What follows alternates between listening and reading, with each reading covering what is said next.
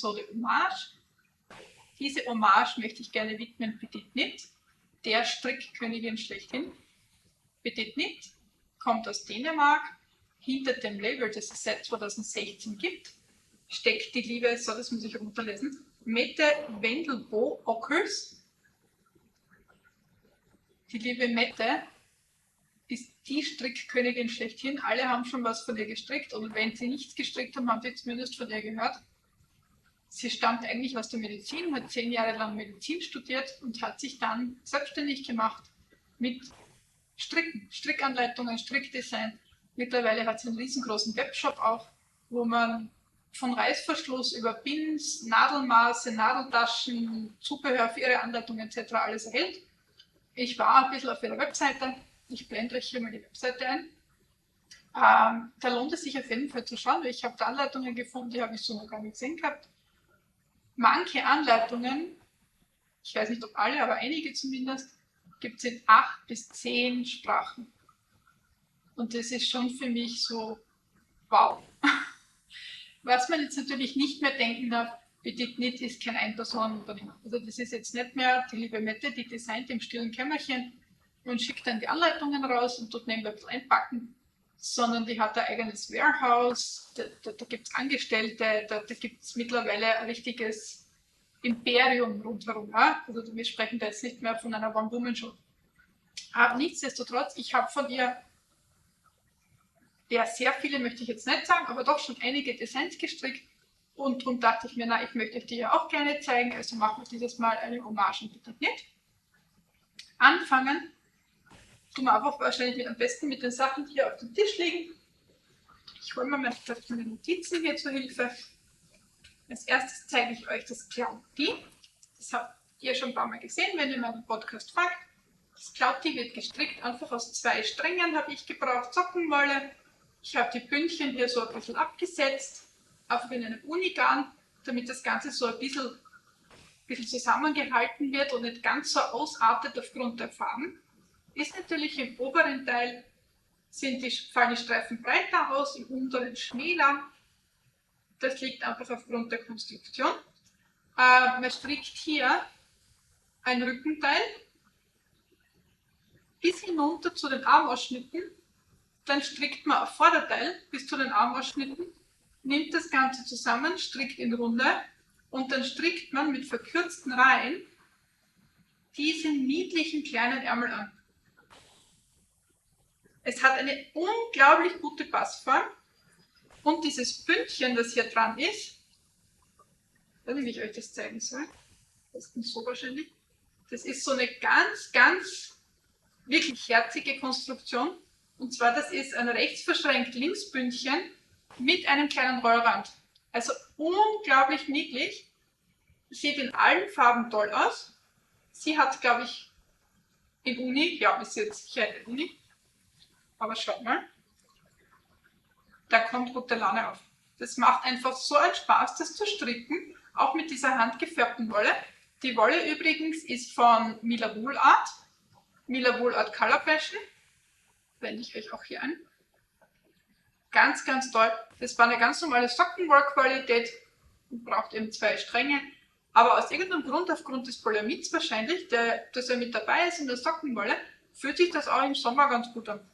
Weil Sommer, vielleicht nicht jetzt unbedingt bei 35 Grad, aber ansonsten, also das erste Design, Clouty, eben mit dieser Art der Schulterkonstruktion, was dann auch bei Streifen eigentlich sehr schön zur Geltung kommt, weil durch die verkürzten Reihen, die man eben macht, beim Rücken und beim Vorderteil, die Streifen hier so ein bisschen zusammengehen und wie so ein V bilden. Sehr schön. Hat wirklich Spaß gemacht zu stricken. Das ist noch nicht so lange fertig.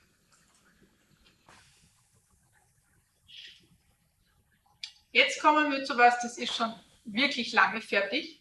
Viel geliebt, viel getragen. Das ist das Jenny Jacket. Und das Jenny Jacket ist ein einziges Kunstwerk. Schaut euch das mal an. Dieses Jenny Jacket ist mit einem Smoke-Muster gestrickt.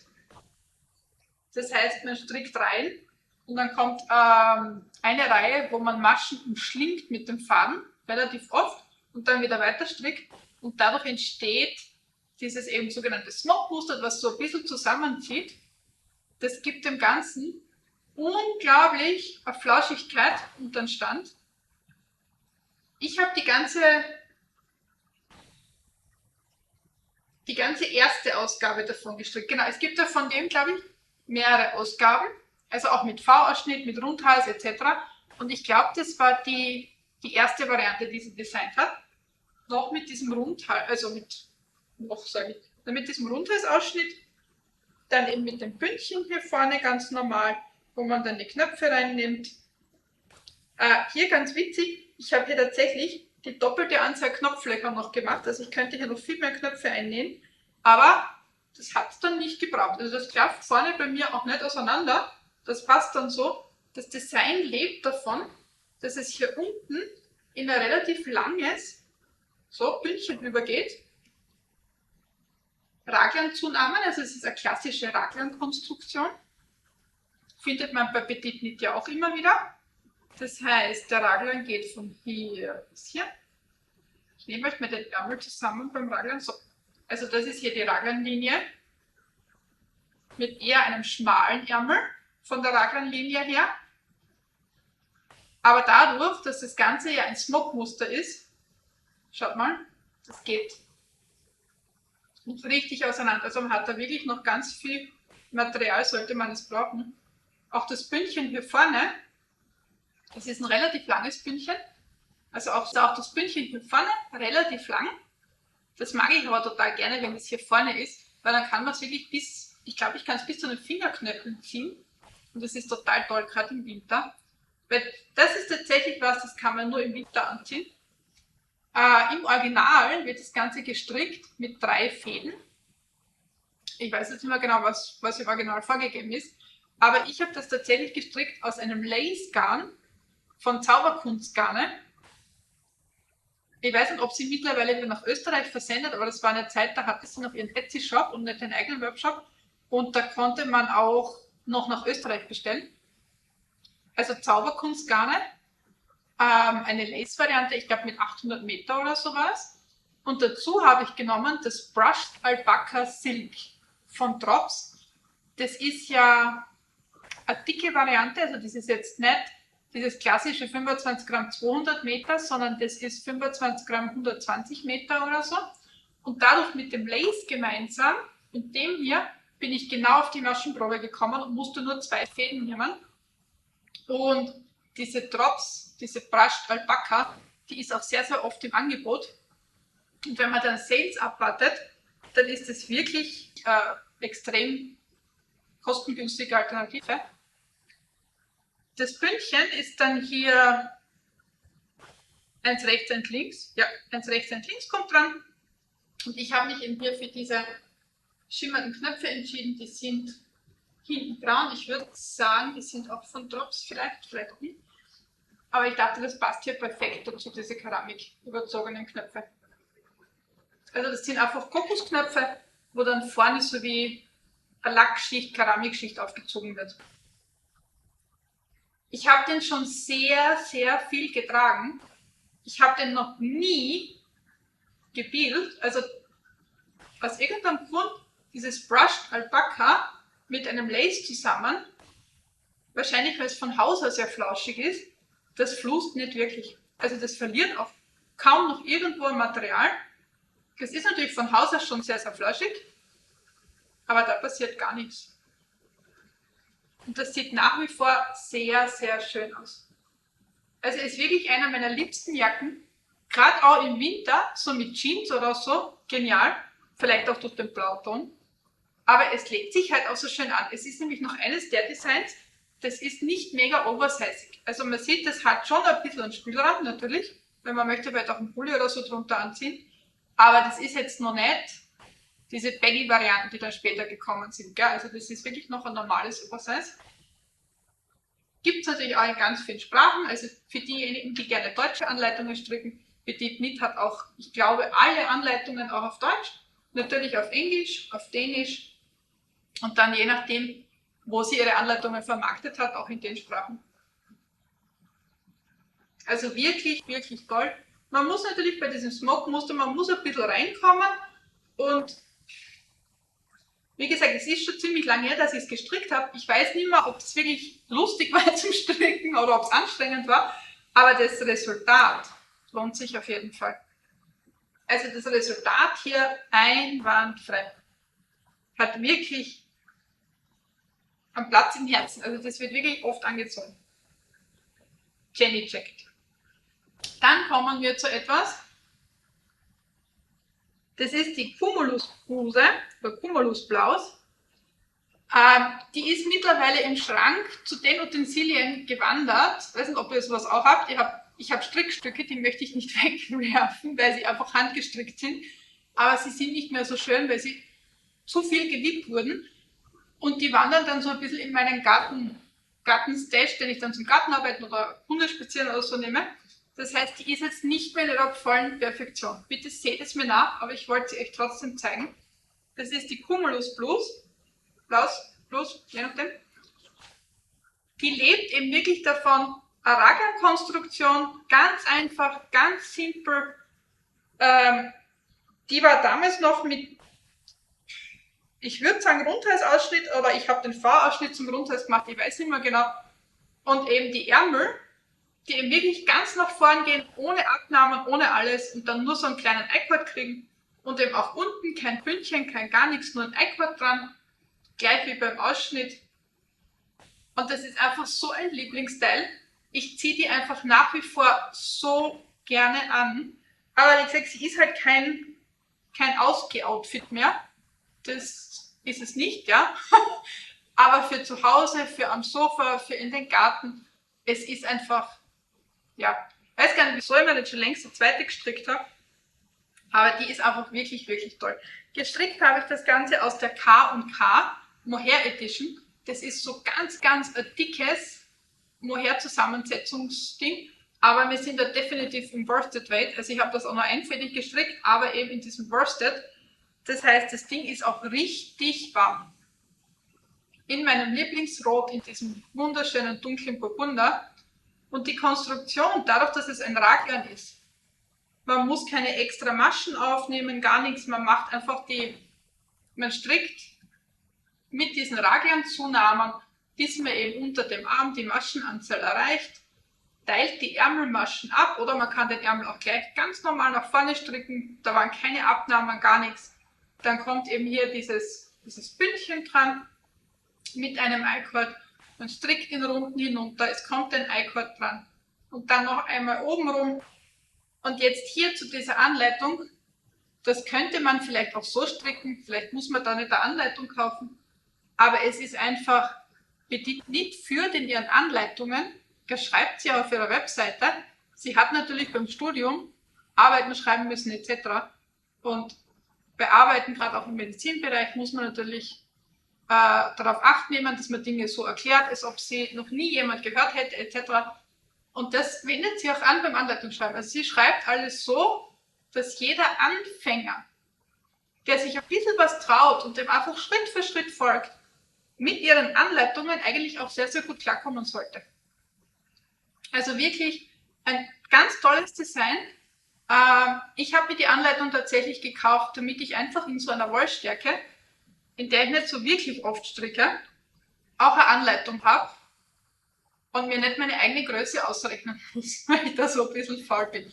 Also wer Grundanleitungen sucht, einfach, keine Ahnung, ein Cardigan, einen Pullover in der und der Stärke, der ist bei Petit Knit sicher richtig, weil ihre Designs auch so gestaltet sind, dass man hier zum Beispiel auch ganz toll Streifen einarbeiten kann, Muster einarbeiten kann, etc. Und das wirklich so zum eigenen Strickstück machen kann. Also man muss da auch dann keine Angst haben, dass man auf der Straße irgendwo lang läuft und dann an Leute entgegenkommen, die genau das gleiche tragen. Zum Beispiel. Also die Cumulus Plus, einer meiner absoluten Favorites zum Tragen. Wie gesagt, sie ist schon viel geliebt. Sie ist vielleicht optisch jetzt nicht mehr das Highlight, deswegen wir schieben sie ein bisschen auf die Seite. Aber Macht total Spaß, sie zu stricken. Geht auch sehr, sehr schnell, weil ich glaube, das wird sogar mit 5er Nadeln gestrickt oder so. Das heißt, es geht wirklich zügig von der Hand. Und man hat dann wirklich jahrelang ein schönes Strickstück, das so auch nie aus der Mode geraten wird, weil es einfach so ein Klassiker ist. Als nächstes ein Design aus der sogenannten Ankas Edition. Und zwar Petite Knit macht das ja auch sehr, sehr gerne. Sie designt etwas. Also in dem Fall eben dieses Rippenmuster hier oben, dieser Teil. Das nennt sich dann ein Ankas Design, sage ich jetzt mal so. Und dann gibt es diese Variante relativ oft vom Baby, Kind, Frau, Mann. Also ihre Designs kann man auch so stricken, dass die ganze Familie mit dem gleichen Design angezogen sein kann. Man muss natürlich für jede eine eigene Anleitung kaufen. Also es ist jetzt nicht in einer Anleitung sind alle Größen drin, sondern man muss dann eine eigene Anleitung kaufen. Das hat bei ihr aber auch den Grund, dass sie die Anleitung für Männer umschreibt. Also das ist nicht einfach die Frauenanleitung, ein bisschen andere Größe, sondern die sind teilweise anders konstruiert, um besser auf den Männerkörper zu passen. Das ist eben, wie gesagt, der Ankas Sweater. Das ist jetzt die sogenannte My Boyfriend Edition. Den habe ich euch ja schon mal im Podcast gezeigt. Das ist aus der Reborn Jean von Soulwool. Mein Mann trägt den sehr, sehr gerne. Ich meine, nicht gerade jetzt bei dem Wetter, aber so, wenn es ein bisschen kühler ist oder zwischendurch hatten wir ein paar Tage Regen, da hat er den sehr, sehr gerne angezogen. Man ist damit auch gleich gut gekleidet. Dieses Rippenmuster hier oben, dieses Bassenmuster, ich fand immer bei Frauen ist es irgendwie komisch, weil es hier so mitten am Busen irgendwie zu Ende ist. Aber bei Männern, das macht einen richtig guten Oberkörper, das sieht wirklich gut aus. Also das macht eine richtig gute Statur für Männer. Also wer überlegt, seinem Freund, Mann, Bruder, Kind, Geschwister, keine Ahnung, mal was zu stricken, da ist das vielleicht wirklich ein gutes Muster. Zum einen, das Stricken macht echt Spaß. Und bei Männergrößen muss man da ja ein bisschen aufpassen, dass man lange Spaß dran hat, weil natürlich der Körper, tada, der ist schon ein bisschen länger wie der Frauenkörper und dementsprechend auch die Ärmel. Und da muss ich für meinen Mann sogar nochmal verlängern, damit es dann später auch passt. Ja, das muss man natürlich in Kauf nehmen, gell, wenn man Männersachen strickt. Also wie gesagt, Ankas Sweater, Boyfriend Edition. Ganz, ganz tolle Geschichte. Dieses Ankersmuster oder Ankersmuster, eben in diesen Rippen hier oben. Und was ganz, ganz clever gemacht ist, die Zunahmen sind hier alle so in den Rippen untergebracht, dass man die hinterher nicht sieht. Also egal welche Wolle man verwendet, man sieht die Zunahmen nicht. Weil sehr, sehr oft, gerade bei einer Rundpasse, passiert es ja, wenn man glatt recht strickt, dass man die Zunahmen dann sieht. Aber hier, dadurch, dass die einfach in diesem Rippenmuster untergebracht wurden, sieht man da gar nichts. Die Variante ist jetzt auch, ich wollte sagen mit verkürzten Reihen, ich bin mir jetzt aber leider nicht mehr sicher. Es sieht nämlich, wenn ich so halte, sieht es aus, als ob es hinten höher wäre wie vorne. Ich bin mir aber nicht mehr sicher, ob das im Muster so war, ob ich das so gemacht habe. Das kann ich euch leider nicht mehr sagen. Aber auf jeden Fall wirklich tolles Design. Und das Interessante ist, es ist eine Rundpasse, aber hier dann mit so kleinen Raglanzunahmen. Dadurch sitzt die Rundpasse um vieles besser. Und bei der Rundpasse hat man ja sehr, sehr oft die Geschichte, wenn man da irgendwas nimmt oder die Hände hebt, dass das ganze Strickstück so macht. Das passiert viel, viel weniger, wenn man hier Raglanzunahmen hat. Also eine Rundpasse und dann hier Raglanzunahmen, dann kann man die Hände zumindest so heben, ohne dass was passiert. Natürlich auch bei Raglanzunahmen, irgendwann hebt sich das Strickstück ein bisschen, aber nicht so schlimm wie bei einer reinen Rundpasse. Also das ist jetzt hier der Ankas Sweater, Boyfriend Edition. Als nächstes haben wir die Elisabeth Blaus. Die Elisabeth Blaus, klassisches Design für Frauen gedacht. Hier habe ich tatsächlich mich genau an die Anleitung gehalten, aber einen Männerpulli gestrickt. Und zwar diese Elisabeth Blaus ist für mich, oder vielleicht ist es eh so gedacht, ein klassisches Sweatshirt-Design. Ja, man hat hier diesen Kragen, diesen doppelt gelegten, und hier vorne runter dann diese Sweatshirt-Blenden. Das heißt, gestrickt habe ich das in so einem Farbverlauf. Ich habe da nur 2 Bobbel gebraucht tatsächlich, musste aber natürlich hier, der Farbverlauf kommt natürlich jetzt nicht so aus dem Knäuel, sondern man muss schauen, dass man hier irgendwo eine Vorstellung hat, wie ist denn der Farbverlauf, und möchte man, dass die Farben einfach so weiterfließen oder irgendwie, weil es ist eine Raglankonstruktion, das heißt, man hat im oberen Bereich den Körper und die Ärmel auf der Nadel und unten dann nur mehr den Körper. Das heißt, hätte ich im gleichen Farbverlauf weiter gestrickt, wie oben begonnen, weil oben hat man einen schmäleren Streifen aufgrund dessen, dass man mehr Maschen hat, unten weniger, dann hätte das wahrscheinlich vom Farbverlauf ein bisschen komisch ausgeschaut. Darum habe ich tatsächlich von oben runter gestrickt, bis eben hier, habe dann das Knäuel bis zu den unteren Armen, seht ihr das, bis hier, habe dann beim Knäuel so lange herumgetan, dass ich aus hier so meinen eigenen Farbverlauf gestaltet habe, mehr oder weniger, und hier dann wieder gegengleich beendet.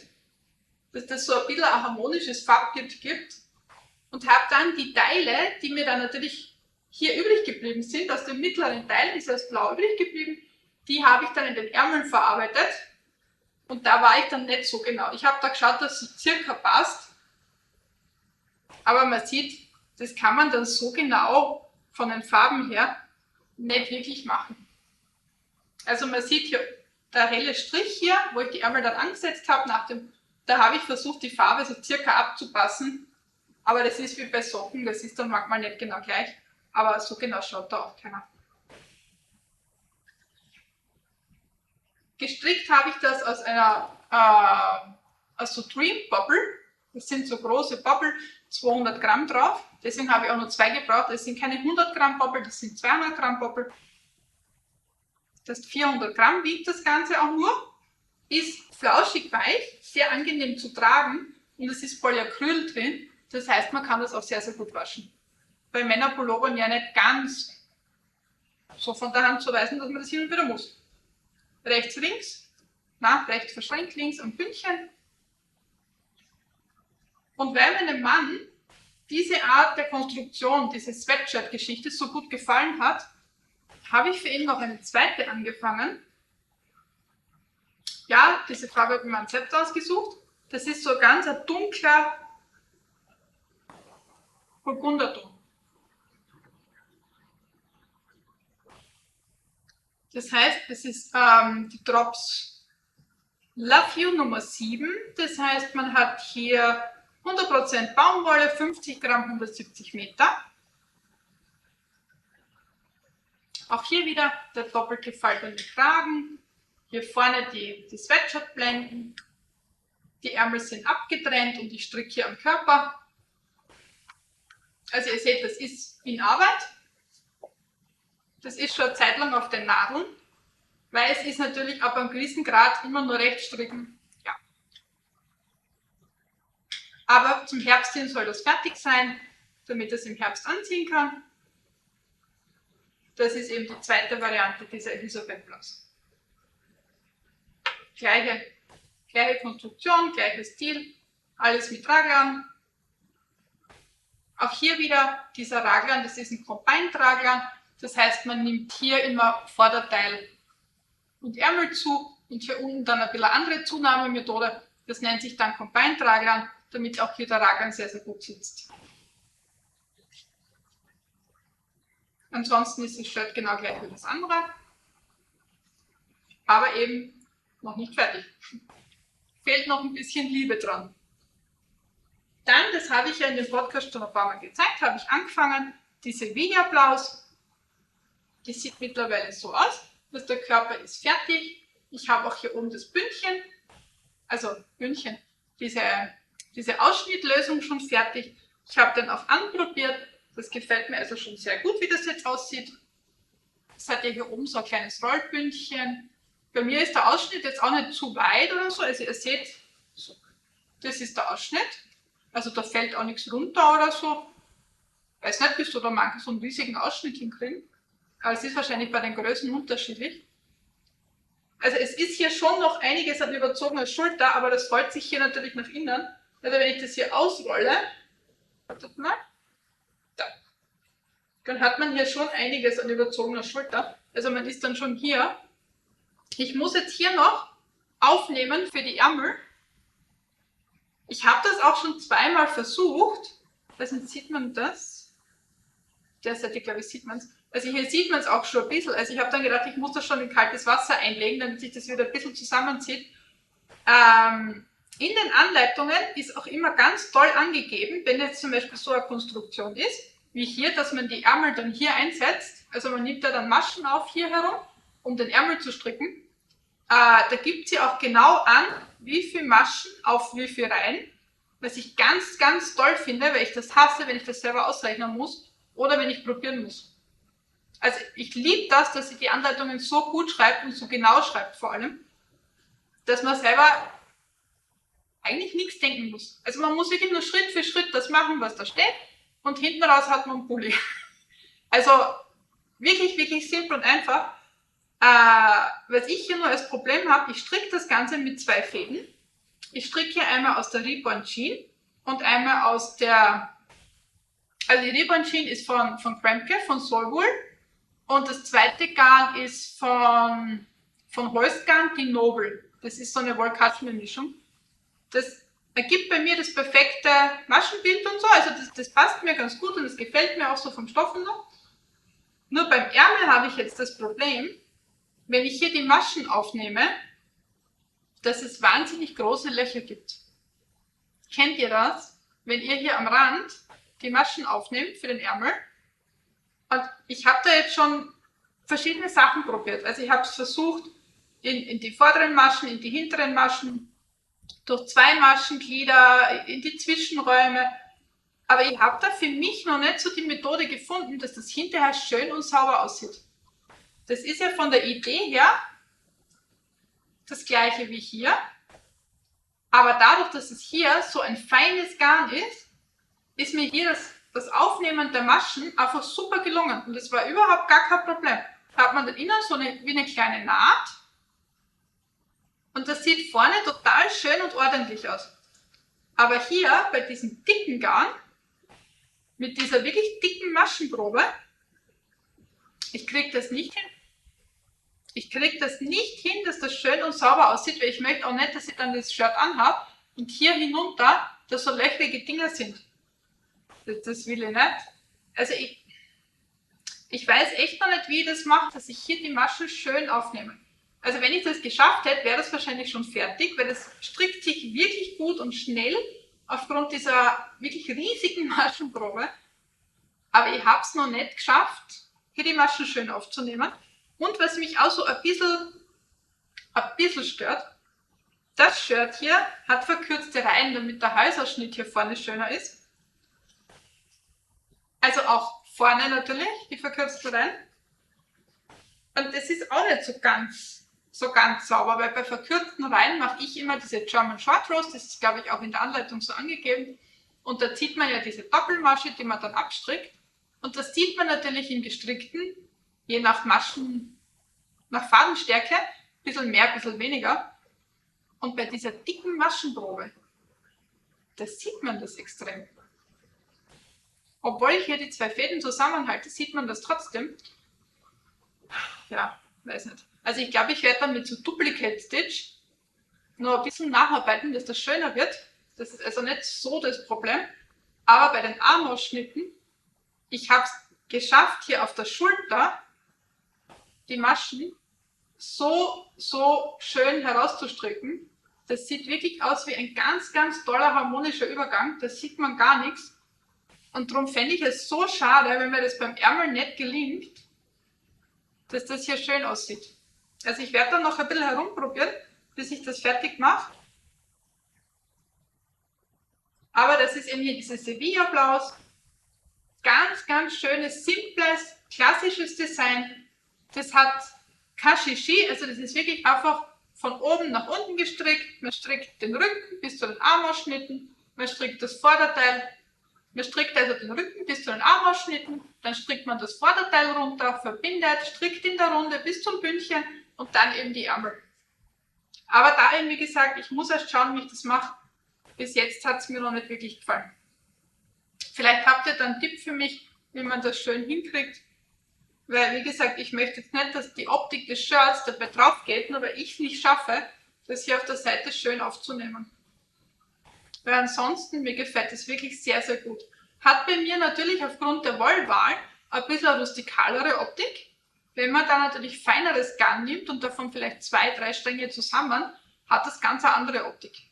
Aber ich wollte das so, ich wollte das zu Jean tragen und da darf das auch ein bisschen rustikaler sein. So, und last but not least gibt es den April Cardigan. Der April Cardigan, ja, der hat noch seine Fäden dran. Der April Cardigan ist ein Design mit einer, nennt sich das jetzt Sattelschulter? Ich glaube, oder? Wenn man es so spricht. Mit einer Sattelschulterkonstruktion, die wunderschön aussieht. Schaut euch das mal an. So vielleicht. Hier ist die Sattelschulter. Ganz toll, die dann so in den Ärmel übergeht. Der Ärmel wird hier so ganz dezent durch runter aufgenommen. Wirklich schön. Dann hat das Ganze hier vorne eben, ich schließe mal die Knöpfe, dann könnt ihr das ein bisschen besser sehen. Diese wunderschöne Blende eben vorne dran, das ist keine doppelte Blende, sondern das ist eine normale Rippenblende. Ich habe mich hier entschieden, nur 3 Knöpfe zu machen. Ich gebe das mal wieder auf den Hänger.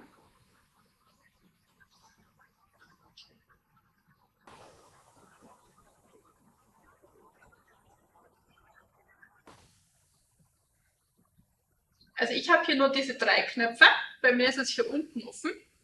Dieses wahnsinnig lange Bündchen und diese tollen Ärmel. Hier wird sehr wohl für die Ärmel auch abgenommen, dass die unten ein bisschen schmäler zusammenlaufen.